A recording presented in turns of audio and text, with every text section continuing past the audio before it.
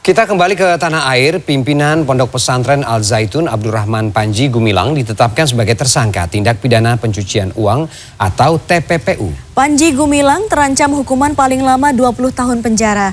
Bagaimana perjalanan kasus Panji Gumilang hingga ditetapkan sebagai tersangka? Berikut segmen khusus di balik cerita. KPG telah melanggar pasal 14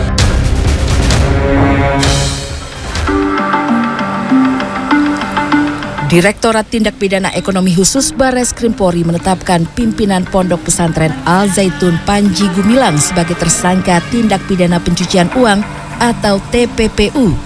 Dari hasil penyidikan, Panji Gumilang diketahui telah menerima pinjaman dari bank sejumlah 73 miliar rupiah sejak 2019 dan digunakan untuk kepentingan pribadi Panji Gumilang. Selain itu, penyidik menemukan aset dan transaksi pembelian yang dimiliki oleh Panji Gumilang yang berasal dari uang yayasan sejak 2016 sampai 2023. Penyidik juga telah menemukan adanya rekening yang dimiliki oleh Panji Gumilang dengan dana pemasukan sebesar 900 miliar rupiah dan dana keluar 13 miliar rupiah. Penyidik Barreskrim Polri telah melakukan penyitaan dan pemblokiran terhadap 154 rekening yang dimiliki oleh pimpinan Pondok Pesantren Al Zaitun tersebut. Bahwa sejak tahun 2016 sampai 2023 ada pembelian aset yang dimiliki oleh APG berasal dari uang yayasan. Panji dijerat pasal berlapis dengan ancaman hukuman maksimal 20 tahun penjara. Polemik terkait kehidupan beragama di Pondok Pesantren Al Zaitun hangat diperbincangkan oleh masyarakat sejak April 2023 lalu, tepatnya ketika pelaksanaan sholat Idul Fitri 1 Syawal 1444 Hijriah, di mana shaf jemaah laki-laki dan perempuan berdiri sejajar.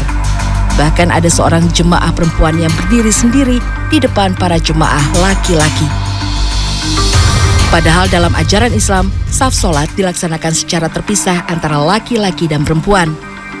Center of Education di Al Zaitun ini mau menampilkan Nisa untuk jadi khotib di Jumat.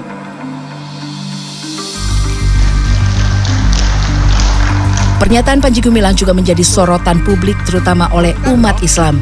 Beberapa pernyataannya antara lain adalah soal kitab suci Al-Quran yang adalah karangan Nabi Muhammad, dan juga wanita diperbolehkan menjadi muazin salat Jumat.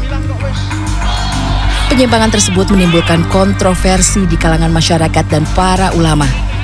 Pada 22 Juni 2023, ratusan orang dari sejumlah elemen masyarakat memaksa masuk ke dalam Ponpes Al Zaitun, tetapi diadang oleh polisi. Terjadi aksi saling dorong. Sejumlah peserta aksi ditangkap polisi. Sehari setelah terjadi kericuhan, Forum Advokat Pembela Pancasila melaporkan pimpinan Pondok Pesantren Al Zaitun Panji Gumilang ke Barreskrim Polri. Panji dilaporkan atas dugaan penistaan agama terkait pernyataan kontroversialnya yang dinilai memecah belah umat. Untuk melaporkan saudara Panji Gumilang, pimpinan Pondok Pesantren Al Zaitun, karena ada beberapa pernyataan dari Panji Gumilang yang sudah viral di media massa dan media sosial yang menurut analisa kami, yang menurut dugaan kami itu adalah sudah termasuk dalam penistaan agama dan pelanggaran Undang-Undang ITE.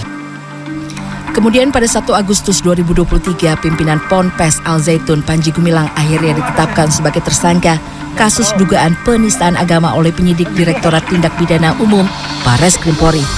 Pondok Pesantren Al Zaitun terletak di Kabupaten Indramayu, Jawa Barat.